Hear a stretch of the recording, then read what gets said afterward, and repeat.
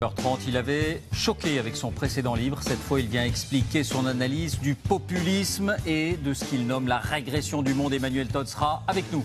Mais d'abord, le débat du jour autour de la table. SNCF, EDF, RATP doivent-ils travailler plus ou plus longtemps? Souvent annoncé, toujours avorté, la réforme des régimes spéciaux de retraite est de retour. Tout est parti d'une interview d'Emmanuel Macron à ce journal, le journal interne de la SNCF. Interview qui remonte au mois de juillet, mais qui a refait surface, et chacun de repenser immédiatement au cortège de manifestants en 1995 ou plus tard, qui ont à chaque fois bloqué le projet. Alors Emmanuel Macron va-t-il y arriver? Un homme est déjà sur le point d'être désigné pour la mener à bien, cette réforme, Jean-Paul Delevoye. Alors SNCF, EDF et RATP doivent-ils travailler plus? On en parle et vous allez vous faire votre idée.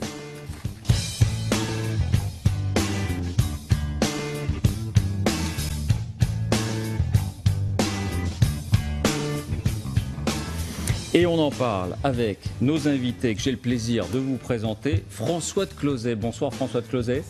Si on vous a invité, c'est parce qu'il y a 35 ans déjà, dans ce livre, Toujours plus, un best-seller, vous dénonciez déjà l'attribution des avantages sociaux à des catégories qui n'en avaient pas forcément le plus besoin, mais qui avaient les moyens de bloquer le pays. On voit que ce débat-là, il est toujours récurrent. Bonsoir Fabien Villedieu. Bonsoir. Vous êtes délégué Sudrail à la SNCF. Bonsoir Fanny Guinochet. Bonsoir. Vous êtes journaliste à l'Opinion. Vous avez beaucoup travaillé sur ces sujets. Et bonsoir à vous Brice Teinturier, directeur général délégué de l'Institut Ipsos et auteur, il y a quelques mois, de Plus rien à faire, plus rien à foutre, la vraie crise de la démocratie aux éditions Robert Laffont. Premier tour de table, j'ai simplement envie de vous demander aux uns et aux autres si, aujourd'hui, il serait légitime de supprimer ces régimes spéciaux de retraite. François de Closet. Écoutez, dans ce livre, je m'intéressais aux régimes de retraite si divers dans notre pays et je constatais que l'espérance de vie dans notre pays est très variable selon les catégories socio-professionnelles. Et j'ai pu démontrer, personne n'a pu dire le contraire, que plus longue était l'espérance de vie, plus tôt on se reposait, plus courte était l'espérance de vie, plus longtemps on travaillait, que le résultat, c'est qu'un cadre supérieur ou un instituteur avait 20 ans de retraite devant lui et un ouvrier 4 ou 5 ans. Et que ce qu'il fallait faire, c'était la retraite ouvrière à 60 ans. Mais pas celle des cheminots, c'est ce que vous voulez nous dire? Il y a des cheminots qui travaillent comme des ouvriers et qui entellent sur la pointe, je veux dire, de l'effort physique et qui très naturellement auraient bénéficié de cette retraite ouvrière. Fabien Villedieu, ce régime spécial de retraite est-il encore justifié aujourd'hui? En 2 mots. Hein, oui, il est complètement justifié et je voudrais répondre à la question parce que l'émission a une question. SNCF, EDF, doivent-ils travailler plus? Mais aujourd'hui, SNCF, EDF, ils travaillent déjà plus. Parce qu'on est à la 3e réforme. Oui, sur une vie. On est à la 3e réforme des retraites. Il y a eu la réforme de 2007 des régimes spéciaux, la réforme de 2010 et la réforme de 2014. Et ces 3 réformes s'appliquent à tous les régimes spéciaux et nous font déjà aujourd'hui travailler plus. Donc pour répondre dès le début à la thématique de la question, est-ce qu'ils doivent travailler plus? Ils travaillent déjà plus et je tiens à dire que tous ces régimes spéciaux sont alignés sur tous les autres régimes, c'est-à-dire que nous devons cotiser 43 années de cotisation comme au régime général. On va entrer dans le détail dans un instant avec Jennifer Nock. Fanny Guignodet, ont-ils encore une raison d'être? Alors, ils ont une raison d'être historique, mais de là à dire qu'on est aligné sur le privé, non, parce qu'un salarié du privé, aujourd'hui, s'il veut partir à tout plein, il faut qu'il attende 62 ans. Un cheminot à la SNCF peut partir à partir de 52 ans et soit 57 ans pour ceux qui ne sont pas roulants. Donc on voit rien qu'avec ces chiffres qui sont assez simples, que tout le monde peut comprendre, qu'il y a de vraies différences. Et c'est vrai qu'aujourd'hui, en plus on est dans une économie où il faut serrer les boulons parce que sinon on transfère la dette à nos enfants. Et ben il y a des moments, en bon père de famille, il faut se dire où est-ce que je peux faire des économies. Et il semble assez juste qu'aujourd'hui, étant donné les besoins en éducation, sur d'autres services publics, on réfléchisse non pas à peut-être travailler plus, mais aussi à travailler plus ou autrement. C'est peut-être aussi ça la question qu'il faut peser. On l'évoquera également certainement. Brice Teinturier, je ne vais pas vous demander si vous pensez qu'il faut supprimer ces régimes de retraite, mais est-ce que les Français que vous sondez tous les jours ou presque pensent que ces régimes spéciaux de retraite sont aujourd'hui injustifiés ? Oui, ils sont très massivement aujourd'hui favorables à la suppression de ces régimes spéciaux. Quand je dis massivement, c'est à plus de 70%. Ça n'a pas toujours été le cas. Il y a eu une évolution de l'opinion. Dans les années 90, il y avait ce qu'on appelait la grève par procuration et les Français se disaient alors si on maintient ces régimes spéciaux dont on ne bénéficie pas forcément, ça nous aidera malgré tout à maintenir d'autres avantages pour notre retraite. Mais ça s'est très vite, à partir des années 2000, effiloché et maintenant ça n'existe plus du tout. Les Français considèrent que ce n'est pas juste, tout simplement. La réforme, d'ailleurs, initiée par Jean-Pierre Raffarin, avait beaucoup joué, insisté sur l'équité entre les différents régimes. Et de plus en plus, les Français considèrent qu'effectivement une différence de 52 ans à 62 ans, de 10 ans pour pouvoir prendre le départ en retraite n'est plus justifiée compte tenu notamment des conditions de travail. Parce que vous avez démarré par cela, mais les conditions de travail d'un cheminot aujourd'hui roulant aux yeux des Français ne sont plus celles qui, il y a 20 ou 30 ans, étaient dures au point de justifier des régimes spéciaux aussi. Donc ils se disent entre un ouvrier du bâtiment et un cheminot, eh bien, il n'y a pas de raison, ce n'est pas juste qu'il y ait de tels écarts. Et ils sont donc favorables à la suppression des régimes. C'est le sentiment des Français. Vous répondrez dans un instant, bien sûr, Fabien Villedieu. Mais après ce premier tour de table, on va entrer dans le détail. De quoi parle-t-on exactement? Quels sont ces régimes spéciaux et quelles sont leurs conditions? Voici les indispensables.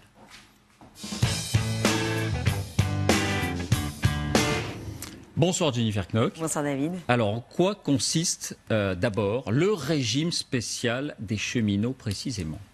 Alors la première différence, c'est qu'il bénéficie d'une retraite plus précoce. C'est 52 ans pour un conducteur de train. Et pour les autres agents SNCF dits sédentaires, eh bien, c'est 57 ans. 57 ans, eh bien, c'est l'âge moyen de départ à la retraite à la SNCF en ce moment. C'est quand même 5 ans de moins que pour la moyenne des Français qui part à la retraite à 62 ans. L'autre avantage, c'est le montant des pensions, puisque pour un salarié de la SNCF, il est calculé sur la base des 6 derniers mois de salaire. C'est souvent un moment où c'est avantageux, alors que pour le régime général, c'est calculé sur la moyenne des 25 années les plus avantageuses. Résultat, eh bien, la différence se voit dans les chiffres. Si on regarde le salaire brut d'un cheminot pour une pension mensuelle, c'est 1 983 €.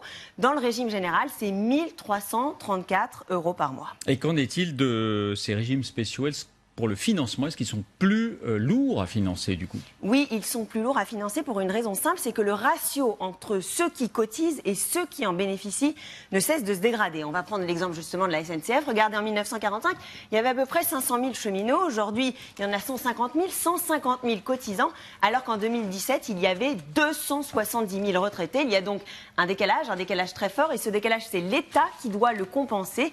Ça coûte très cher.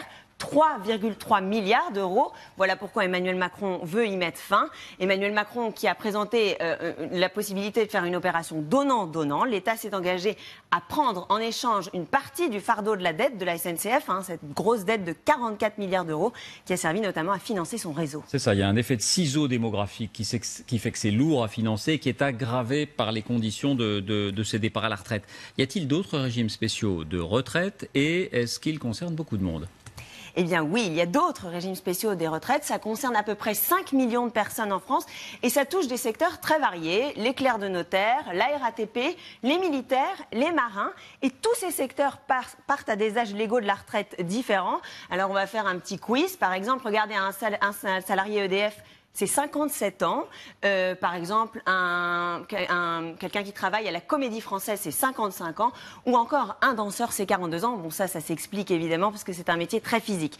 Et si ces régimes spéciaux ont été mis en place, c'est souvent à cause de la pénibilité de ce travail, mais c'est aussi dû à des raisons historiques. Prenons par exemple la SNCF.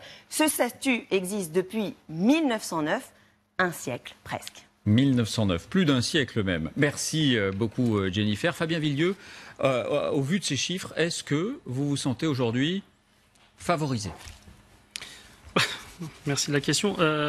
Moi, je ne veux pas qu'on joue, même si on va jouer l'opinion publique, des métiers pénibles, il y en a évidemment en dehors de la SNCF. Il y a des gens qui devraient partir plus tôt à 57 ans. Il n'y en a évidemment pas qu'à la SNCF, et je pense notamment dans le nettoyage, je pense tous les métiers physiques, je pense les gens qui travaillent dehors. Évidemment, il y a toute une série de métiers où les gens devraient partir plus tôt. On essaye d'opposer les uns contre les autres. Je pense qu'on n'a aucun intérêt à s'opposer les uns contre les autres. Moi, je voudrais juste dire, parce que je sais que l'opinion publique est majoritairement pour réformer... Ce que nous disait Brice Teinturier. Voilà, vous allez nous le confirmer. Je vais essayer de rétablir quelques vérités. Voilà. La première chose, c'est que le régime de retraite, en tout cas à la SNCF, et y compris dans d'autres entreprises, n'a jamais été mis en place pour des raisons de pénibilité. Et le décalage qu'il y avait et qui existe encore aujourd'hui, ça n'a jamais été pour des raisons de pénibilité. C'était pour des raisons de fidélisation. D'ailleurs, même la première raison, c'était la SNCF, on avait un système de retraite. En 1900, personne n'avait des systèmes de retraite. Donc, il y avait un système de retraite. Donc, les cheminots y restaient parce que les patrons du ferroviaire ne voulaient pas que les ouvriers partent. Pourquoi? Parce qu'à l'époque, ce n'était pas un métier considéré comme très enviable. Parce que c'était très long de former un conducteur de locomotive. Et quand on en avait un, on lui faisait le rester là avec la carotte de la retraite. Et moi, je vais donner quelques exemples. Un caténériste. Voilà, un train, il faut une caténaire, il faut de l'électricité. Un caténériste, c'est 2 ans de formation. Un aiguilleur, c'est 2 ans de formation. Un agent de conduite, c'est 1 an de formation. Un freiniste, les trains, ils freinent, il y a une spécialisation, c'est 5 ans pour qu'un freiniste soit opérationnel. Si la personne, il reste 6 ans, 7 ans, parce qu'on me dit oui, mais dans les entreprises, vous restez 10 ans, mais c'est génération Y, et après vous en allez. Si elle reste 10 ans, alors qu'il y a eu 5 ans pour être formé, c'est économiquement pas viable. Donc pour fidéliser, pour être sûr que le cheminot, il reste, voire l'agent EDF, parce que je suppose que ceux qui travaillent dans le nucléaire, vous imaginez bien que vous n'êtes pas formé en 6 mois, et si vous partez au bout de 5 ans, c'est économiquement catastrophique. Donc ça n'a jamais été... au départ. Mais est-ce qu'aujourd'hui, il est imaginable que des gens qui aient été formés et payés pendant leur formation soient systématiquement attirés par la porte de sortie? Je voulais au moins rétablir ce principe. Et pour vous dire que je ne sais pas ce qui va se passer, moi je ne suis pas Madame Soleil, peut-être qu'ils remettront en cause les régimes spéciaux.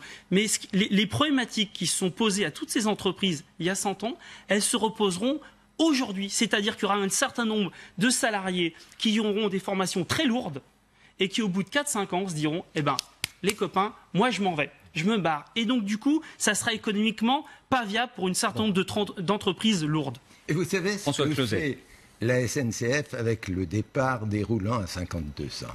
Eh bien, elle favorise les concurrents, c'est-à-dire les sociétés privées. Ou pensez-vous que les sociétés privées qui font rouler des trains trouvent leurs conducteurs? Soyons sérieux, ils les forment, mais non, ils prennent tout simplement les cheminots qui quittent leur travail à 52 ans et qui se mettent à piloter, conduire des locomotives, mais dans des sociétés privées. Ça existe, mais à la marge. Bon, maintenant, il y a une chose que je voudrais dire. Je suis très gêné que l'on parle là des régimes dont profitent effectivement avec de petits avantages, mais vous êtes très nombreux, c'est pourquoi ça fait beaucoup d'argent à l'arrivée, et qu'on ne parle pas d'abord du scandale absolu de nos systèmes de retraite, qui est ce que l'on appelle les retraites chapeaux, que se sont constitués les dirigeants des grands groupes. À l'heure actuelle, vous avez en France 50 bénéficiaires qui ont plus de 300 000 € par an de retraite, à laquelle ils n'ont jamais cotisé, car c'est l'entreprise qui la paye. Alors, s'il vous plaît, qu'on commence à finir avec ce scandale et qu'ensuite on aborde ce problème. D'accord, c'est dit pour les retraites chapeaux. Sur le fond, François de Closets, est-ce que vous pensez qu'aujourd'hui, il y a une justice sociale à conserver ces régimes spéciaux? Mais, pour prendre, moi je ferai la comparaison avec les routiers. Les routiers, vous accorderez, font un métier certainement aussi dur que celui des conducteurs de train, c'est le moins qu'on puisse dire, et ils ont un statut professionnel beaucoup plus dur que celui des cheminots. Donc il est parfaitement clair que la seule raison pour laquelle subsistent ces avantages, ceux des grands patrons ou ceux des cheminots, c'est qu'ils ont des moyens de pression que les autres n'ont pas. Vous savez, quand j'ai fait ce livre, je me suis interrogé, est-ce que c'est vrai qu'on ne gratifie que ceux qui ont des moyens de pression?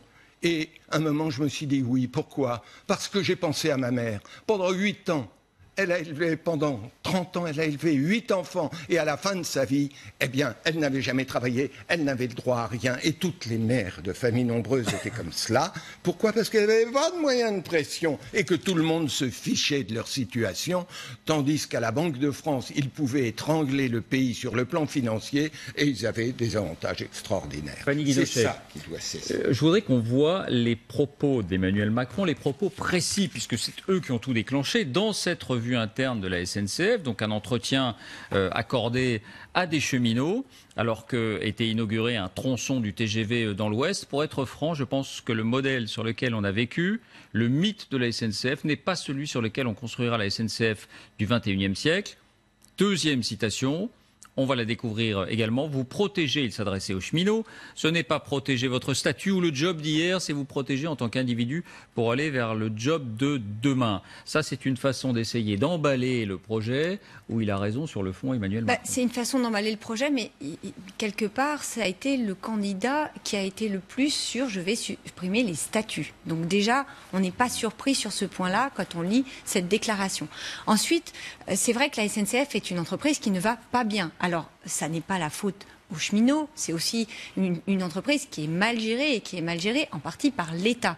Et c'est vrai qu'aujourd'hui, on peut se poser la question, la dette, ça a été rappelé, 44 milliards de dettes. C'est quand même une entreprise qui est handicapée par cette dette. Et en plus, il y a un avenir pour la SNCF qui va être bousculé avec une ouverture du marché, d'ailleurs qui effraie les agents, à juste raison, une libéralisation du marché qui vient de l'Europe. Ça, c'est des arguments, j'allais dire, économique pour que la SNCF se porte mieux du point de vue des finances. Mais est-ce qu'il y a un argument social? Autrement dit, est-ce que ce statut, aujourd'hui, il est anachronique ou est-ce qu'il a encore des raisons de perdurer? On l'a dit, à un moment où on se pose la question de la pénibilité du travail, pour tous les salariés du privé, aujourd'hui, on a vu le compte pénibilité, c'est vrai qu'on a précisé, il y a tout un tas de métiers pénibles, ça vaut peut-être le coup de tout mettre à plat, de mettre à plat tous les métiers pénibles, et y compris de faire en sorte que les agents de la SNCF gardent une forme de reconnaissance de la pénibilité de certains métiers,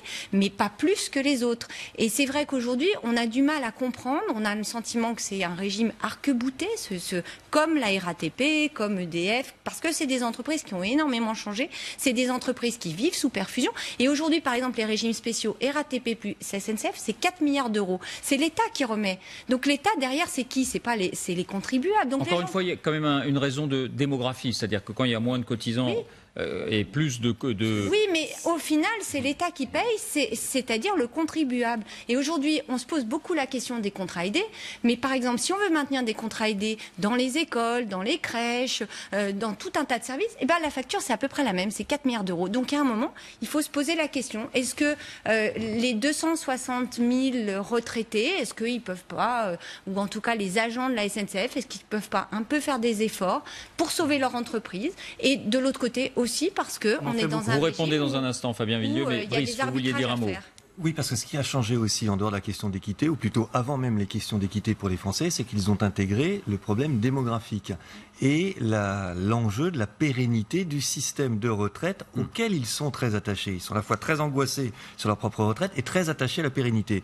Mais comme ils ont intégré ce que vous avez montré dans votre reportage, qu'il y a moins d'actifs qu'avant, qu'il y a donc une menace sur le système de retraite, à ce moment-là, les inégalités perçues dans les départs à la retraite ou dans les montants de retraite touchés deviennent absolument insoutenables. Si on était dans un régime d'opulence où il n'y avait pas de menace sur le système de retraite, j'ai envie de dire, il n'y aurait pas comme ça de ressentiment ou d'idée qu'il faut absolument réformer. C'est venu pour ces deux raisons. Prise de conscience que le système était menacé et demande d'équité face aux efforts du coup à mobiliser pour en assurer. Fabien Villeux, votre réaction à ce que disait précisément Fanny Guinochet qui dit pourquoi pas une remise à plat des métiers partout, dans tous les secteurs de l'économie, y compris la SNCF, où ceux qui font un travail pénible continueraient à partir plus tôt, mais que ça ne soit pas l'apanage de certaines entreprises, quelle que soit la pénibilité du métier. Alors, moi, je ne suis pas un politique, donc je ne vais pas me positionner sur des questions qui sont plus politiques. Je vais essayer de rétablir un certain nombre de choses. Le déficit démographique, déjà, il faut comprendre ce que c'est qu'un déficit démographique.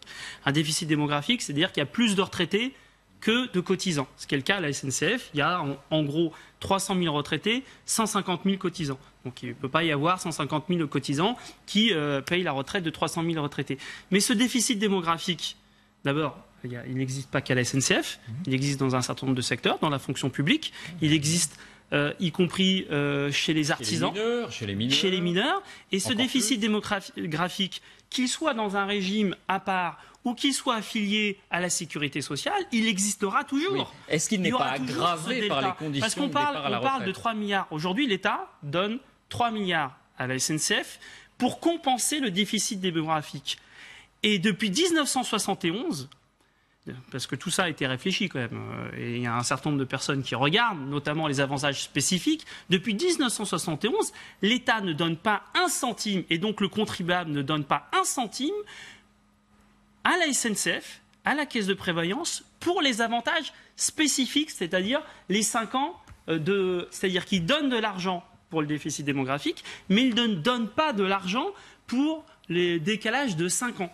De départ à la retraite. C'est ça que je vais essayer d'expliquer. Parce que si vous expliquez aux gens, effectivement, qui se serrent la ceinture, qui payent les 5 ans de départ des cheminots, voire des autres professions, je comprends qu'ils s'énervent. Elle vous répond, Fanny Guinochet. Oui, parce que c'est pas la première fois que les politiques ont envie d'aborder la question des régimes spéciaux. En 2008, quand Nicolas Sarkozy arrive au pouvoir, il se dit ça me coûte quand même très cher, on va essayer, et il passe un deal, maintenant c'est quand même assez connu, avec Bernard Thibault. Il veut faire une réforme des retraites, y compris une réforme des retraites très large, il n'a pas envie que tous les cheminots bloquent la France comme en 95, et grosso modo, il rallonge le temps, on passe de 60 à 62 ans pour les salariés du privé, et en échange, il fait un deal avec la CGT, en 2008, donc 2 ans avant la réforme des salariés du privé, où, grosso modo, il dit on va faire un alignement progressif, alors pas tout de suite, hein, l'alignement entre vos régimes et ceux du commun des mortels, ça va se faire à horizon 2024, mais on va donner des compensations. C'est pas moi qui le dis, moi je lis juste des rapports d'économistes, mais il y a des rapports du Sénat, ça a coûté 8 milliards d'euros. Aujourd'hui, ça coûte... ça vous pouvez regarder, il y a eu des études là-dessus. Cette réforme n'a pas rapporté donc d'argent. ça n'a pas rapporté... Au début, alors c'est vrai qu'il faut accepter, au début quand on fait des réformes, souvent on vous dit qu'il faut accepter que ça vous coûte un peu, mais quand même, dans les comptes, c'est 8 milliards d'euros. Quand la France a une crise ensuite et qu'elle a 8 milliards d'euros, tous les régimes faut pas tout mélanger. Tout à l'heure, on parle de 4 milliards, les 4 milliards se transforment en 8 milliards. Non, mais dedans, vous avez les 4 milliards. Donc moi, je parle de choses concrètes. Est-ce qu'il y a un centime qui est donné du contribuable pour que les régimes spéciaux, les agents des régimes spéciaux puissent partir avant? La réponse est non. La réponse est non. Et c'est valable à la SNCF. Ça ne coûte pas plus cher pour un corps de métier ou d'entreprise de partir à 52 ou 57 ans que de partir à 62 ans? Oui. Ça ne coûte pas plus cher? Oui, non, c'est pas ça. La réponse à la question est très simple. Est-ce qu'effectivement l'État, donc le contribuable, donne de l'argent pour que les cheminots, les agents d'IF partent plus tôt? La réponse est non. Il donne de l'argent pour le déficit démographique, mais comme je le répète, ce déficit démographique, qu'il soit dans un régime particulier ou il existera toujours. Et donc, je tiens à rappeler quand même, parce que l'État donne effectivement 3 milliards à la SNCF, mais il donne 1,8 milliard au RSI. Aujourd'hui, le RSI, donc le système de régime des commerçants, des professions libérales, est un régime qui est déficitaire. Il y a un déficit démographique et l'État donne 1,8 milliard. On sort du strict financier. François de Closet, vous vouliez... Mais c'est important, les chiffres. Mais ce n'est pas la seule dimension de la question. La France, en 1945, était tout entière ferroviaire. La voiture est arrivée, on est passé de 500 000 cheminots à 150 000 et il fallait faire un plan social. Et le plan social, ça a été de permettre aux cheminots de partir très tôt à la retraite, ce qui évitait en plus qu'ils se mettent en colère et qu'ils bloquent la France. C'est ça la réalité. Et vous ne pouvez pas dire que le fait que les cheminots bloquent la France. Pardon ? Je dis on était bien content en 1945 que les cheminots bloquent la France. Pendant la libération, je parle. Bon, moi, je veux bien qu'on remonte à 45 pour se justifier, mais soyons sérieux. On est toujours rétabli de 3 vérités. Et il est clair que le fait de laisser partir des gens qui sont parfaitement en Europe entière, on conduit les trains jusqu'à 60 ans. Il ne faut pas nous dire qu'à 52 ans aujourd'hui, on est épuisé. Et je vous dis, inscrivez donc. En Italie, il y a 2 conducteurs. Est-ce que les gens savent qu'en Italie, il y a 2 inscrivez donc dans le règlement de la SNCF que les retraités de la SNCF n'auront pas le droit d'exercer un autre métier. Voilà. Inscrivez-le. Mais là, vous avez raison, c'est scandaleux. Moi, je pense que quand les gens ils partent à la retraite et qu'ils vont travailler dans le privé, je trouve ça scandaleux et je suis d'accord avec vous. Et il y a 2 points où nous sommes d'accord. Bon, ça se produit. Tout arrive. Allons, messieurs, à ce stade, vous avez parlé d'Europe. Je voudrais qu'on entende une voix venue justement dehors de nos frontières. Björn Willium de la Radio Nationale Danoise nous rejoint, c'est notre témoin.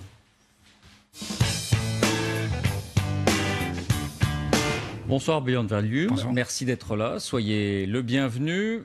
D'abord, il paraît qu'Emmanuel Macron a pris conseil, a demandé des renseignements lorsqu'il a rencontré récemment votre Premier ministre et qui lui a demandé des précisions sur le système danois, c'est vrai ? Oui, effectivement, c'était juste avant les vacances. Il a trouvé fort agréable le président français. Il a dit, tiens, il n'est pas arrogant, c'est agréable, il veut entendre les avis, il n'est pas visiblement pas habitué à ça. Et donc, c'est vrai qu'ils sont entretenus beaucoup sur la flexicurité, mais probablement aussi sur la retraite. Sur les retraites. Alors, quel est ce système de retraite danois ? Est-ce qu'il y a des régimes spéciaux ? On dit que c'est un système solidaire. Qu'est-ce que ça signifie ? Non, à mon avis, il n'y a pas de régimes spéciaux. Plutôt, c'est un système assez égalitaire qui a eu son nom retraite populaire en 1956. Donc, c'est un système qui date vraiment depuis très longtemps. Et ça fait que tout le monde a droit à une retraite populaire à l'âge d'aujourd'hui, c'est à partir de 65 ans. Ça veut dire, y compris, par exemple, une femme au foyer qui n'a pas travaillé toute sa vie. D'accord. Il y a un minimum retraite en quelque sorte pour tout le monde, quelle que soit la vie professionnelle. Oui. Et il n'y a rien d'autre ? Donc après, il faut savoir, pour le minimum, ça dépend un peu de sa situation. Je vous donne juste un exemple. Quelqu'un qui est célibataire, qui n'a pas d'autres revenus, qui n'a pas, par exemple, une retraite privée, c'est ce que la plupart des salariés ils ont, parce que leur entreprise cotise un petit peu, ils vont toucher environ 1 700 € par mois. Après, si on est marié, si on vit en couple, si on a une retraite complémentaire, ça peut diminuer. Mais donc, en gros, 1 700 €, c'est le maximum que vous pouvez toucher. Après, il y a d'autres suppléments pour le chauffage, pour le transport public, etc. Et après, je crois qu'il y a des suppléments, des retraites par capitalisation qui peuvent s'ajouter à ça. Mais ce que je voulais vous demander, c'est vous, Danois, observateur de la situation en France, ces régimes spéciaux, est-ce que ça vous surprend ? Est-ce que ça vous étonne ? C'est combien ? 37 régimes spéciaux. Alors, ils ne sont pas tous de la même nature, mais enfin... Écoutez, ce que je peux vous dire, c'est que moi j'étais correspondant avant pour un journal de droite et aussi maintenant pour la radio télévision danoise. Donc pour la radio danoise maintenant, c'est qu'en toute façon, quand je parle avec mes amis ou les lecteurs ou les auditeurs, oui, ça les gens qui ne comprennent pas qu'ils prennent sa retraite à 57 ans, parfois même à 52 ans, ou des régimes spéciaux comme ça. Ça c'est quelque chose qu'on trouve très facile, très bizarre. Un exotisme français. Exotisme français. Et en plus, comme je vous dis tout à l'heure, on prend la retraite aujourd'hui à 65 ans. Mais attendez, c'est pas pour demain. Dans 5 ans, c'est déjà acté que ça va être à partir de 67 ans. Et ensuite, ça va évoluer en fonction de l'espérance de vie ou de moyenne de vie des gens. Donc, comme moi, je prends la retraite, moi je viens d'avoir 43 ans aujourd'hui, quand moi je serai à la retraite, ce sera 70 ans. Et ça peut être même plus longtemps si le Parlement y convient. Sacré modèle. Fanny Guinochet, est-ce que la France est une sorte d'exception en Europe là-dessus ? C'est une exception, en tout cas c'est une exception parce qu'on le voit bien. C'est des corporatismes. La question de la justice sociale, elle est vraiment très très forte. Et c'est vrai qu'aujourd'hui, on l'a rappelé pour les patrons, mais les députés, c'est pareil, les gens ne supportent plus qu'il y ait des cas à part. On veut bien travailler, on veut bien que ces cas soient pris en considération, qu'il y ait des aménagements pour une pénibilité, pour des femmes qui n'ont pas travaillé, et on sait que par exemple il y a un sacré nombre de personnes qui ont travaillé à temps partiel, donc parce qu'elles ont eu des ruptures dans leur carrière du fait des enfants. Ça se justifie. Mais en tout cas, pour une entreprise en particulier. Pas qu'il y ait une entreprise en particulier. Très vite, Fabien Villedieu, parce qu'on a fait une pause après. C'est 65 ans et 70 ans, mais il faut se mettre en situation. C'est-à-dire des gens qui travaillent en horaire décalé pendant 40 ans, ils vont travailler jusqu'à 70 ans en usine, ils vont déplacer des parpaings, ils vont couler du béton à 70 ans. Mais il faut être sérieux un petit peu. Il faut se mettre en situation parce que là, on est autour de la table, on discute, on parle de chiffres. Il y a peut-être des exceptions pénibilité. Eh ben, a priori, non. Non, la règle, c'est 65 pour tout le monde. Ça veut dire que toute une série de professions... Il y a quelques mois qu'on a discuté justement de ça. On a dit que le gouvernement a déjà voulu avancer encore plus pendant les 6 mois, donc pour que ça tout de suite en vienne à 65,5. Et à ce moment-là, effectivement, il y a eu le débat qu'il y en a toujours. Est-ce que c'est raisonnable ? raisonnable que de gens qui ont des manutentions très lourdes, et c'est quoi qu'eux, ils devraient, comme vous le dites, prendre sa retraite à 70 ans. Donc, je n'exclus pas que ça sera le cas. Pour le moment, il n'y a rien particulièrement... voilà, on poursuit ce débat dans une minute, on marque une pause. Restez avec nous parce qu'on va aussi parler du souvenir durable qu'ont laissé ces images. 1995, plus d'1 million de personnes dans la rue contre le gouvernement Juppé sur cette question des régimes spéciaux de retraite. Alors cette fois-ci, Emmanuel Macron peut-il mener son projet à bien? On va l'entendre, le chef de l'État, car il est revenu là-dessus cet après-midi. On va comprendre aussi quelle sera sa méthode. À tout de suite.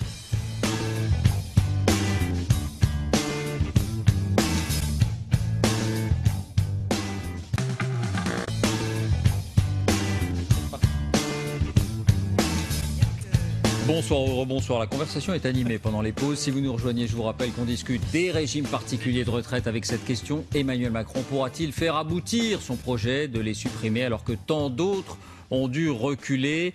On en parle avec François de Closet, on en parle avec Fabien Villedieu de Sud SNCF, on en parle avec Fanny Guinochet de l'Opinion et on en parle avec Brice Teinturier d'Ipsos. Et je vous propose de l'entendre tout de suite, Emmanuel Macron, parce qu'il y a quelques instants, en Grèce, il est revenu sur ses déclarations sur cette France supposée irréformable. Eh bien, il persiste et signe, mais il dit qu'il ne reculera pas. On l'écoute. La France n'est pas un pays qui se réforme. Notre pays ne se réforme pas. Parce que nos concitoyens, parce que vous, aussi longtemps qu'il est possible de ne pas faire les réformes indiquées par les livres ou les procédures, on se cabre, on résiste, on contourne. Nous sommes ainsi faits. Mais le temps que nous vivons n'est plus un temps à faire des réformes ou des ajustements. C'est le temps d'une transformation profonde. Pourquoi? Parce que c'est la survie du pays, des valeurs que nous défendons dans un monde où tout est basculé. Je serai d'une détermination absolue. Et je ne céderai rien. Ni aux fainéants, ni aux cyniques, ni aux extrêmes. Et je vous demande d'avoir chaque jour la même détermination. Ah, il envoie du bois, comme on dit un peu familièrement. Emmanuel Macron, c'était face à la communauté française. Qu'a-t-il en tête lorsqu'il parle de France cabrée face à la réforme? Eh bien, sans doute cela, les tentatives de réforme de ces régimes spéciaux en 3 dates, avec Justine Corbillon et Ali Derich.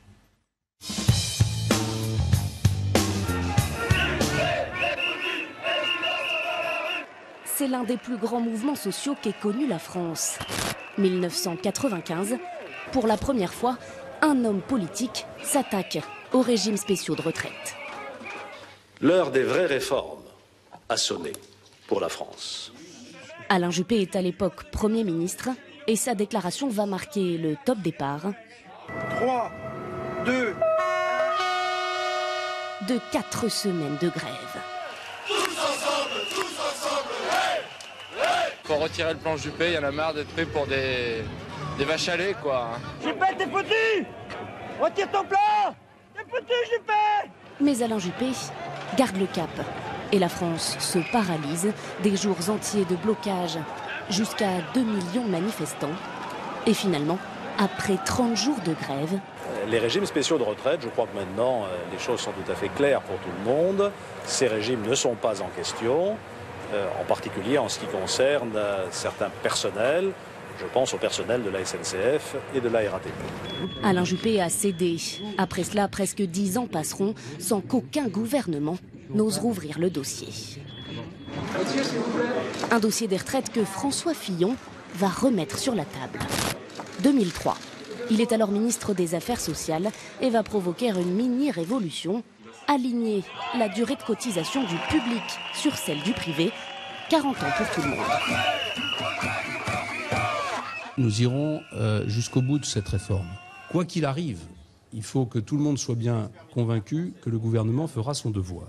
Devoir finalement accompli, sauf que François Fillon aura laissé de côté une chose, la question des régimes spéciaux, leur réforme, ce ne sera pas pour cette fois. Mais discutons-en, discutons-en. Voilà. Nicolas Sarkozy sera le premier à en rediscuter 13 ans après Alain Juppé. 2008, le nouveau président vient expliquer aux cheminots qu'ils cotiseront eux aussi 40 ans. Mais attends, mais une fois que... Et puis je vais vous dire une chose, sur les 40 années, je ne céderai pas. Et le nombre d'annuités ne sera pas son unique chantier. Il va aussi retarder de 2 ans leur âge de départ à la retraite, C'est lourd, hein? Lourd pour des cheminots qui, du coup, réclament des compensations et les obtiendront. Pour faire passer la pilule, Nicolas Sarkozy crée de nouveaux avantages pour la SNCF. Il s'évite ainsi la fronde de la rue et peut porter jusqu'au bout sa réforme des régimes spéciaux. Je sais bien que c'est difficile. C'est d'ailleurs pour ça que ça n'avait pas été fait. Et c'est d'ailleurs pour ça que je l'ai fait. Voilà, une réforme qui a évité le plus risqué, le plus dur, Brice Teinturier. L'histoire se répète forcément où Emmanuel Macron, là, il a un chemin. Je crois qu'il a un chemin difficile, mais un chemin en tous les cas davantage qu'en 1995. Parce qu'encore une fois, l'opinion publique n'est plus du tout dans la même perception, vision de ce qui est juste ou pas juste, de ce qui est nécessaire ou pas nécessaire. Mais on dit souvent que pour ces réformes-là, c'est le pouvoir de blocage des salariés de la SNCF. J'allais y venir. Ça ne veut pas dire que quand on passe à l'acte, les choses se font facilement. Et ce qu'on a pu observer au cours des dernières années, c'est d'abord beaucoup moins de soutien à des grèves qui sont ressenties comme catégorielles, y compris celles de la SNCF, qui ont marqué négativement l'image de la SNCF et durablement chez les Français. Mais en même temps, il y a aussi un mécanisme, si la mobilisation, par exemple demain, des cheminots qui bloqueraient le pays dure trop longtemps, vous avez, donc il y a un rapport de force qui se crée, vous avez à ce moment-là des Français qui à un moment donné n'en peuvent plus et se disent il faut que l'État trouve une solution. Voilà. Ça ne les empêche pas au début du conflit éventuellement de ne pas être d'accord avec les cheminots, mais ensuite vous avez un mécanisme qui fait que l'opinion peut basculer non pas par adhésion, mais par lassitude et par désir de sortir d'un conflit qui affecte les individus difficilement. C'est pour ça que le chemin d'Emmanuel Macron, il sera en réalité difficile, il n'est pas impossible, mais il y a un rapport de force qui peut évidemment modifier les perceptions. Emmanuel Macron, il l'avait annoncé pendant sa campagne, pardon François de Closet, je vous donne la parole Fabien Villedieu, il l'avait annoncé pendant sa campagne cette réforme. Il annonce de longs mois de discussion. Est-ce que vous discuterez avec lui là-dessus, Fabien Villedieu, ou est-ce que la porte est complètement fermée? Je veux aussi réagir parce que c'est indécent, insupportable. C'est indécent parce que franchement, aller en Grèce et dire qu'il faut se serrer la ceinture, faire des efforts, quand on voit tout ce qu'a subi le peuple grec, je trouve ça indécent. Et c'est insupportable. Les fainéants, mais c'est qui les fainéants? C'est qui les fainéants? C'est les agents. Moi, je suis conducteur de train. Je me lève à 3-4 heures du matin. Il ne vous a pas désigné, cela dit. Oui, on n'est pas désigné, mais c'est quand même une réaction à... Alors qu'ils disent qu'ils sont les feignants, ils me parlaient même ceux qui ne sont rien dans les gares. C'est insupportable, ce langage de stigmatisation d'un certain nombre de professions. Moi, je ne dis pas que la SNCF, on n'a pas un certain nombre de bons côtés. Mais attendez, on travaille en horaire décalé, on travaille à 3-4 heures du matin, on bosse. On en a marre d'être aussi stigmatisé. On en a marre de nous prendre, qu'on nous fasse passer pour des fainéants, qu'on nous fasse passer pour des moins que rien. Franchement, c'est insupportable. Et à un moment donné, un président de la République, lorsqu'il doit s'exprimer, lorsqu'il doit parler, il ne doit pas stigmatiser les gens. Et ça, c'est particulièrement stigmatisant. Est-ce que vous discuterez avec lui de ces sujets? Mais nous, on discutera de tout. Par contre, on défendra nos intérêts. On défendra nos intérêts, parce que si on ne le fait pas, qui va le faire à notre place? Mais ça, c'est une ligne jaune? Ah oui, c'est une ligne jaune. Les régimes particuliers, si vous voulez, s'il faut faire 4 semaines de grève, on fera 4 semaines de grève. Il n'y a pas de problème. Nous, on le fera, parce que je sais ce qu'il y a derrière. Derrière, ça veut dire quoi? Parce que, alors les gens disent oui, les cheminots, mais c'est une digue, les cheminots. Une fois que la digue, elle tombe, tout le monde va manger. Toutes les professions vont manger. Alors, il y a peut-être des gens qui se réjouissent qu'on nous tape sur la tête. Mais sachez bien, et entendez-le bien, une fois que les cheminots, ça c'est comme les mineurs en 1980 avec Margaret Thatcher, une fois que les mineurs ils ont cédé, tous les autres salariés ont mangé. Le jour où les cheminots céderont, tous les autres salariés ils vont manger. Donc l'opinion publique, elle l'entende ça. On peut vous objecter que les réformes pour le privé, elles sont déjà faites. Et c'est-à-dire qu'on travaille Danemark, qui parle de 65 et 70 ans, ils s'arrêteront pas. Ils ne s'arrêteront pas. Si vous pensez qu'ils vont s'arrêter à 62 ans, le modèle, c'est 65 ans, voire 70 ans. Ils ne s'arrêteront pas. Et aujourd'hui, il y a des digues à faire tomber, dont celle des régimes spéciaux. Moi, je pense que d'abord, la grande différence avec 95, c'est qu'en 95, Chirac ne l'avait pas dit, Dieu sait, pendant sa campagne électorale. Et puis tout d'un coup, au lendemain, il dit « Ah ouais, puis au fait, il faut serrer les boulons ». Et je pense que là, au contraire, Macron a très clairement annoncé ce qu'il voulait faire. Les Français l'ont élu, lui ont donné une majorité. Pour faire ça, il a donc une légitimité démocratique pour le faire que n'avait pas Chirac. C'est une grosse différence. D'autre part, il ne faut pas effectivement stigmatiser telle ou telle catégorie. Toute catégorie en France utilise les moyens qu'elle a. Vous avez, un moyen de blocage. Vous ne faites pas d'illusions. C'est pas parce que on trouve que vous êtes formidable ou quoi. C'est parce que vous pouvez faire bloquer la France que vous avez ce régime. Je vous dis, et le résultat, c'est que les routiers qui font un métier au moins aussi dur que vous et qui n'ont pas ces avantages, qu'est-ce qu'ils font? Ils font pas grève, ils font le blocus parce qu'il y a en France que le blocus qui marche. Mais ce que je veux dire, c'est que si on veut uniquement s'attaquer à ce problème, on n'en sortira pas. Et heureusement, Macron veut insérer ça dans une réforme générale du système de retraite. Et je pense que ça ne peut être compris et admis, y compris par les bénéficiaires de régimes spéciaux, y compris par les retraités qui bénéficient de bonnes retraites comme moi et qui devront diminuer. Ça ne peut être admis que dans une perspective globale, pas uniquement sur une catégorie. En tout cas, cette petite phrase sur les fainéants, elle fait parler et elle provoque des réactions. À l'instant, Jean-Luc Mélenchon réplique et il appelle les fainéants à manifester le 23 septembre lors de ce rassemblement qu'il organise contre la loi travail. Alors, je ne sais pas s'il mentionne le 12 septembre, mais en tout cas, abrutis, cyniques, fainéants, tous dans la rue les 12 et 23 septembre, dit Jean-Luc Mélenchon dans un tweet, en réponse à cette déclaration que vient d'entendre d'Emmanuel Macron. Il peut trouver son trou de souris pour faire passer cette réforme, d'après vous, Fanny Guinness? Effectivement, s'il remet tout à plat, ça semble possible. En tout cas, sur le papier,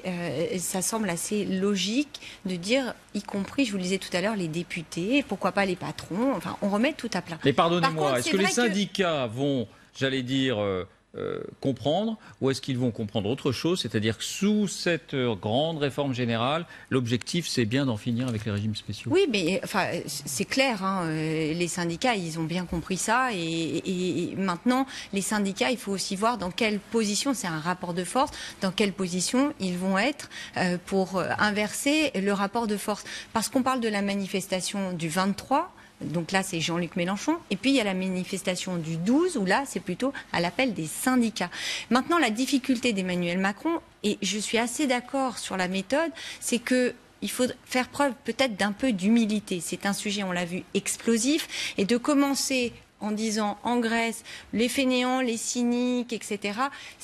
Et je ne changerai pas vos images. C'est de la provoque. Ça peut être pris pour de la provoque avant quand même 10 jours de mobilisation. Il faut faire attention parce que je ne crois pas que la France va suivre. Alors il y a des digues, mais les digues elles sont tombées et pour les générations qui sont les miennes, les digues ça fait belle lurette qu'on ne croit plus que c'est les cheminots de la SNCF qui vont nous protéger quand on est salarié du privé. On sait bien que ça n'est pas le cas. Mais en revanche, la vraie difficulté, c'est que si à ce mouvement s'agrègent d'autres mécontentements, et ils sont nombreux actuellement parce que le gouvernement fait feu de tout bois avec plus ou moins d'habilité, mais les jeunes, les APL, ça les a rendus, ça a été une provocation, la proposition de baisser les APL de 5.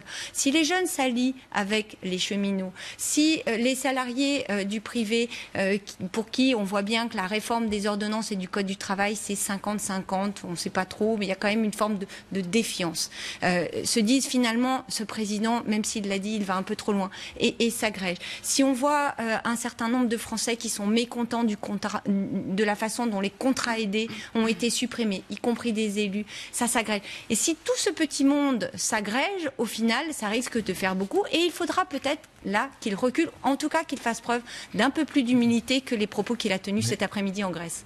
Le fond du problème, c'est d'arriver enfin à faire comprendre aux Français que le problème de la retraite n'a rien à voir avec le conflit capitaliste traditionnel, les salariés contre les patrons. C'est un problème intergénérationnel. Lorsque les gens de ma génération ont décidé de prendre leur retraite à 60 ans et pas à 65, qu'est-ce qu'ils ont fait?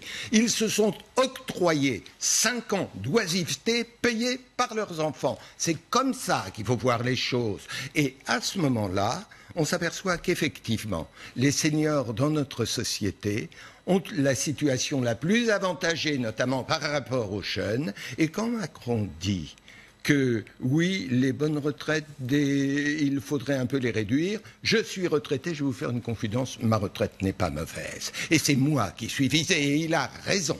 Et il faut le dire, car à l'heure actuelle en France, les retraites représente à peu près 14,5% du PIB, c'est-à-dire entre 2 et 4 points de plus que dans les pays correspondants. Il n'est pas normal qu'une catégorie se soit octroyé ces avantages aux dépens de ses enfants.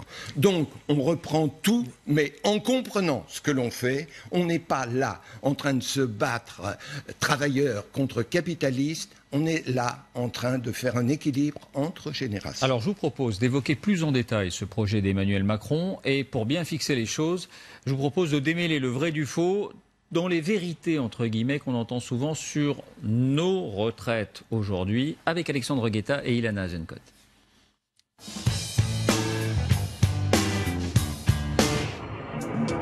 Première affirmation, les Français partent plus tôt à la retraite que les autres.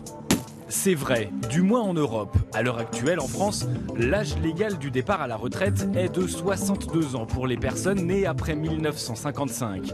Les Français mieux lotis que leurs voisins britanniques, allemands ou espagnols qui, de leur côté, doivent attendre leurs 65 ans pour quitter la vie active. L'âge légal du départ atteint même 67 ans en Islande et en Grèce. En revanche, un peu plus loin, les plus chanceux restent les Japonais et les Canadiens qui peuvent partir à la retraite dès l'âge de 60 ans. Deuxième idée reçue, les retraités ont un moins bon niveau de vie que les actifs. C'est faux. Selon le Conseil d'orientation des retraites, leur niveau de vie est même supérieur de 5% à celui de l'ensemble de la population active. Plusieurs raisons à cela. Des revenus patrimoniaux plus élevés. Les retraités possèdent en effet 20% de plus de biens immobiliers que les actifs. Un taux de prélèvement plus faible et surtout la taille des ménages plus réduite chez les retraités. Dernier indicateur, le taux de pauvreté, il est actuellement de 8% chez les retraités alors qu'il atteint près de 14% chez les actifs. Troisième et dernière affirmation, les réformes précédentes n'ont pas sauvé le régime des retraites. C'est vrai, du moins en partie, puisque le déficit global du régime des retraites devrait atteindre les 9 milliards d'euros d'ici 2021. Cependant, si l'on se concentre uniquement sur le régime général, l'objet principal des précédentes réformes, il est excédentaire. Et c'est la première fois depuis 2004, plus 900 millions d'euros l'année passée. Ça, c'est le constat, le vrai du faux. Maintenant, les intentions d'Emmanuel Macron, durant sa campagne, on l'a dit, il avait annoncé la couleur, entre guillemets, il les avait résumées lors de ce face-à-face sur le journal de 20h du week-end. On l'écoute. On va faire converger en effet tous les régimes spéciaux, les différences qui existent, vers un régime unique, vers un même système plus juste et plus transparent. Alors, beaucoup s'y sont déjà cassés les dents. Comment vous comptez faire pour ne pas avoir éventuellement des semaines de grève? Parce qu'ils n'ont pas procédé de la sorte. D'abord, je l'assume. Peu l'ont porté dans un débat présidentiel. Je mets en place un système beaucoup plus juste et transparent, où chaque euro cotisé donne lieu au même droit. Ce qui veut dire que vous êtes journaliste, vous êtes fonctionnaire, vous êtes commerçant, artisan, vous êtes agriculteur, vous êtes ouvrier. Eh bien, un euro cotisé donne lieu au même droit.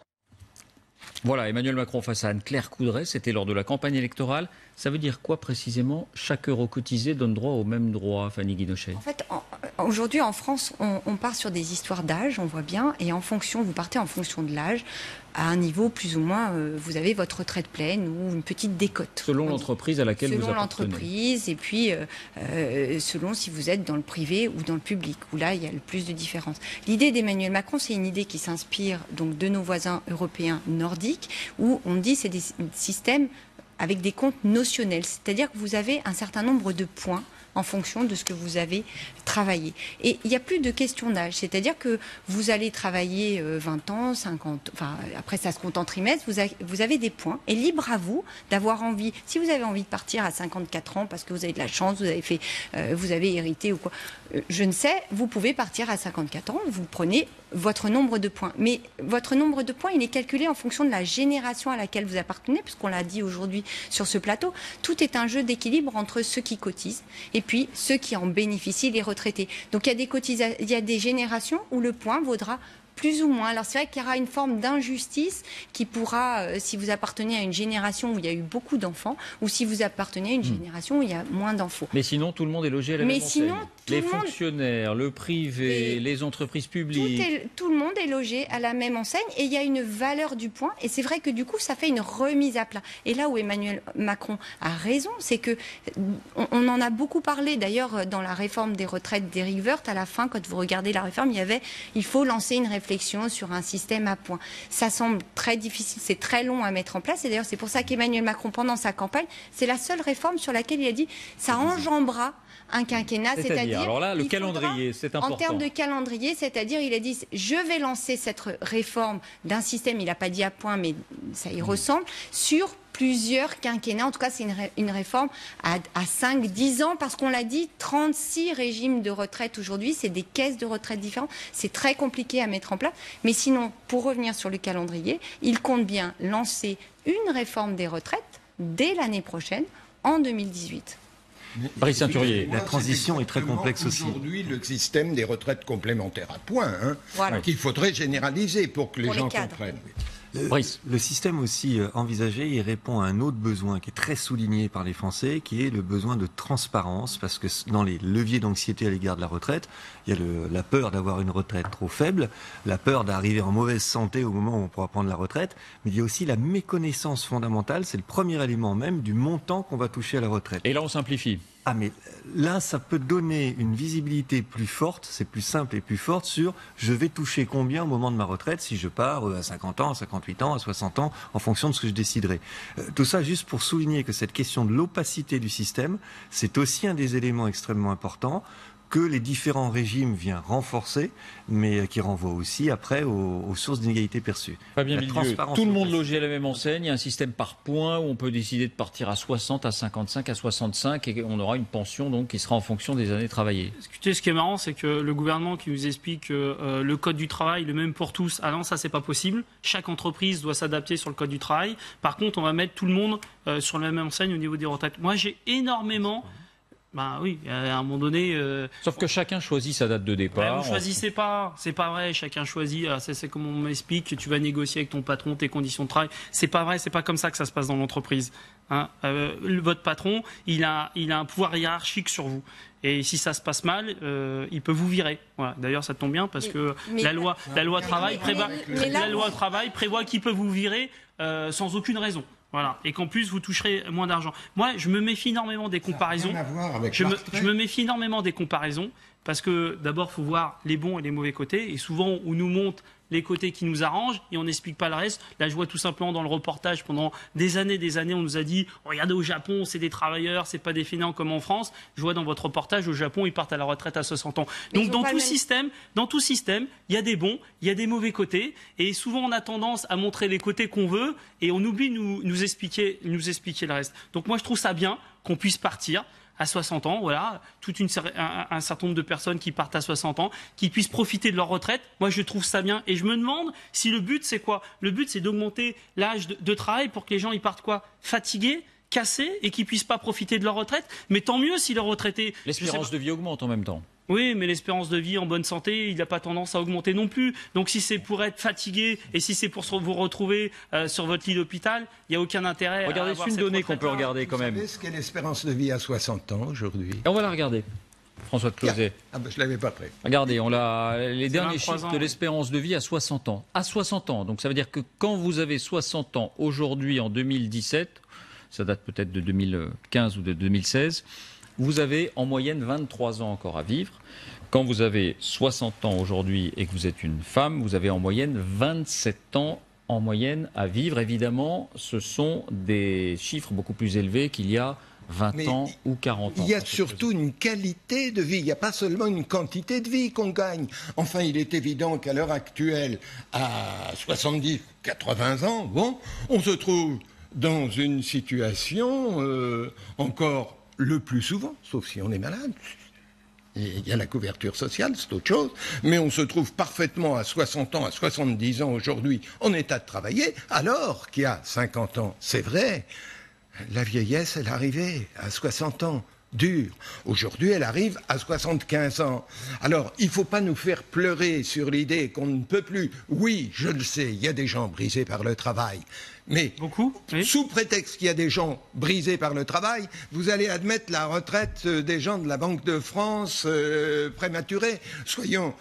Vous ne pouvez pas demander que tout le monde bénéficie de ce qui est justifié pour certaines catégories qui souffrent. Ça n'a pas de sens, c'est de la démagogie. Je peux le demander, et franchement, moi je vous dis, personne va travailler à Carrefour en tant que caissière ou vigile, parce que tout ça, tous ces métiers-là, à se faire insulter toute la journée. Aujourd'hui, les agents d'accueil dans les gares, les trains sont en retard tous les jours. Voilà, je sais, je suis conducteur de train, je peux vous dire, sur la ligne D, ils sont en retard tous les jours. Voilà, quasiment. Les agents d'accueil, toute la journée, ils se font insulter. Alors qu'ils ne sont pas responsables, mais parce que c'est comme ça. Parce que... Et vous croyez quoi? Vous croyez qu'à 65 ans, ils vont se retrouver en horaire décalé à se faire insulter toute la journée? Il y a un moment donné, il faut se mettre en situation. Je sais qu'il y a un certain nombre de... Alors c'est sûr, autour du plateau, moi je fais ça jusqu'à 70 ans, oui, il n'y a pas de problème. Franchement, sympa, on se fait maquiller, vous êtes tous sympathiques. Bon là, on s'engueule un peu, mais en vrai, tout le monde est sympathique. Moi, je travaille jusqu'à 70 ans. Mais c'est pas la réalité des travailleurs en France. Ce n'est pas vrai. C'est pas ça la réalité des travailleurs en France. Imaginez qu'il y ait une évolution des carrières et que pour des gens qui ont un métier très dur, qu'effectivement on ne peut plus faire à partir de 60 ans, ils ont une expérience, ils peuvent former des jeunes, ils peuvent surveiller des choses, ça ne vous vient pas à l'idée? Mais ça se fait pas dans la vie. On peut le faire et ce serait intelligent. Moi, j'ai juste une question à vous poser à l'un et à l'autre, Brice Teinturier et Fanny Guinochet. Si demain, la SNCF bloque le pays ou si les agents d'EDF ne décident de fermer le robinet à électricité, est-ce qu'Emmanuel Macron peut, malgré tout, mener à bien les réformes qu'il souhaite mener ? Encore une fois, ça dépendra d'abord de ce qu'il aura dit, comment il aura justifié sa réforme, et puis surtout de la durée également de ce conflit. En fait, les Français, ils sont pris quand même dans une vraie contradiction. D'un côté, ils ont totalement intégré les chiffres que vous avez montrés. Ils savent que la durée de vie a augmenté, y compris la durée de vie en bonne santé, même si ça a eu tendance à s'éroder ces dernières années. Mais ils le savent. Ce qui fait qu'entre leurs souhaits et leurs projections, il y a un décalage de 5 ans environ. Ils souhaiteraient partir à 60, 61 ans, et quand on leur demande, et vous pensez vous partir à quel âge, ils disent plutôt 65 ans. Parce que la vraie difficulté, c'est pas simplement l'âge de départ en retraite, c'est la durée de cotisation.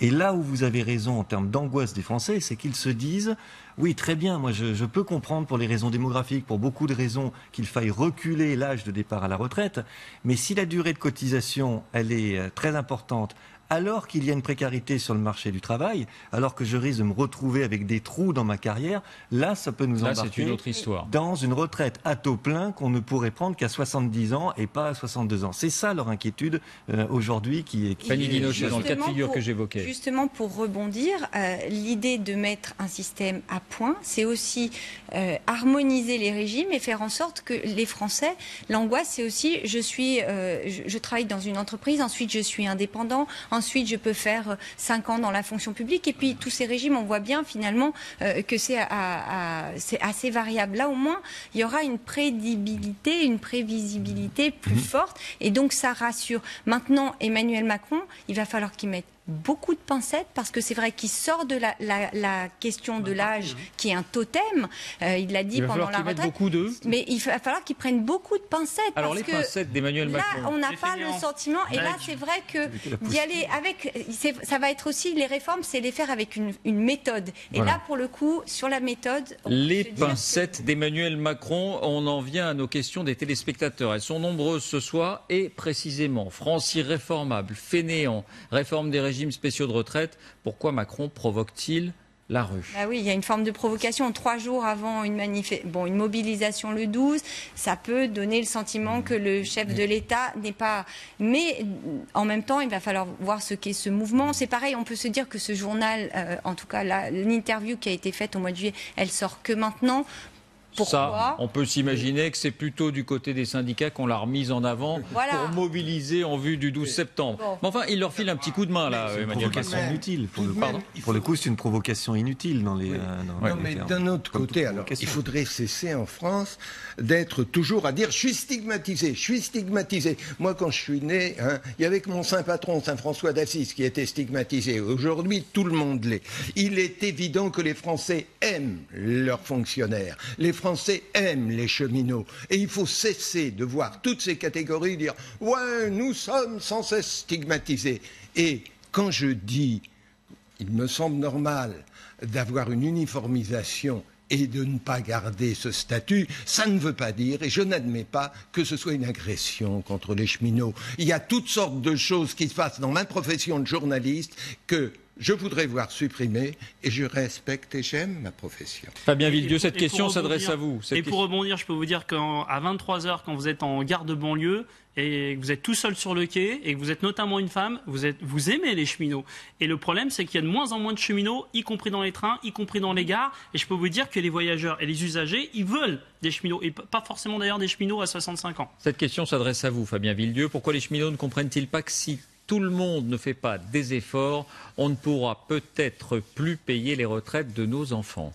Écoutez, le système de retraite, il a été mis en place en 1946, il me semble. La France était ruinée et on a réussi à créer la sécurité sociale. Ce qui prouve que dans une société... mais il y avait un autre équilibre démographique. Il y avait beaucoup d'actifs, peu de retraités. L'embauche, c'est quand même pas notre faute. S'il y a 150 000 cheminots... Aujourd'hui, il y en a 1,7. Écoutez, moi, ce que je vois, c'est que la France était ruinée. Ils ont mis en place la sécurité sociale. Donc quand il y a la volonté politique, et je ne suis pas en politique, voilà, quand il y a la volonté des politiques, j'ai l'impression qu'on peut faire des choses. Troisième question de nos téléspectateurs. Dans le privé, la retraite est calculée sur 20 ans et dans le public sur 6 mois. Où est l'égalité? Ça fait partie des choses qui agacent parce qu'en plus, voilà, c'est 25 ans sur les meilleures années de votre vie professionnelle et il y a une retraite complémentaire. Mais encore, on ne dit jamais dans les médias. Mais pas pour tout le monde. Et effectivement, ces régimes de retraite complémentaire fonctionnent plutôt bien d'ailleurs. Donc 25 ans, 6 mois. C'est des systèmes à point. Et c'est vrai que quand on regarde le calcul, on se dit c'est plus possible. Il faudrait... Ça a une raison d'être, cette différence? Écoutez, moi je ne veux pas opposer les uns et les autres. Je pense qu'il y a des métiers pénibles partout et il n'y en a pas qu'à la SNCF. Et ça ne sert à rien de stigmatiser. Moi je ne suis pas le président de la République.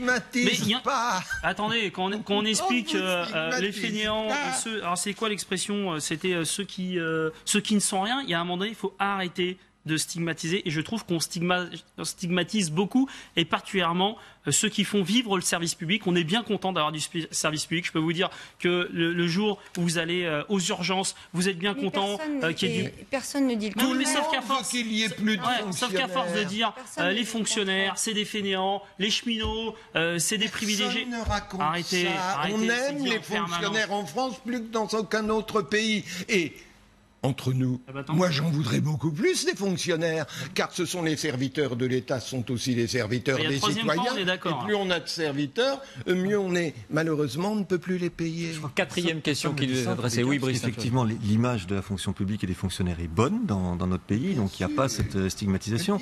C'est la question, moi je reviens à ça, de la définition de la justice et de la solidarité. Et de la solidarité, qu'est-ce qu'on met derrière ce mot? Et de l'équité ou de la justice telle qu'elle est ressentie par les Français. Question d'un de nos téléspectateurs. On parle de la SNCF ou d'EDF, mais quid des régimes spéciaux des élus? Ont-ils été réformés par la loi de moralisation de la vie publique? Est-ce que quelqu'un peut nous faire un point précis là-dessus? Oui, mais c'était une volonté aussi. Et d'ailleurs, les députés, dans la loi de moralisation, leur système de retraite a été affecté. Parce que c'est effectivement le sentiment... qui a changé?